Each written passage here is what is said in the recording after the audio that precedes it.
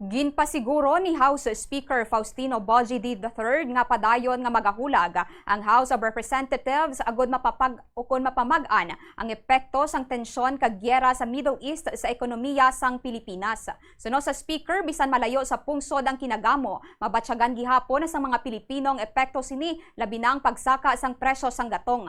Nagadalaman ini sang pagmahala sang pamasahe, pagkaon kag iban pa nga nagapanguna nga kinahanglanon sang mga Pilipino. Ginatunan man idi nga itulod sang Kamara kaupod sang ehekutibo nga sang gobyerno ang mga priority bills kag mga tikang agud mapanubo ang epekto sang pagsaka sang presyo sang gatong para sa mga mangunguma, commuters kag mga magagmay nga negosyante. Dugang pa sang Speaker, padayon nga tutukan sang Kongreso ang mga pulisa nga magapabakod sa ekonomiya kag magaproteher sa palangabuhian sang mga pumuluyo. Ginsiling man idi nga pareho sa mga nagligad nga krisis nga nalampuwasan na sang pungsod, malampuwasan man sa mga Pilipino ang ini nga krisis subong.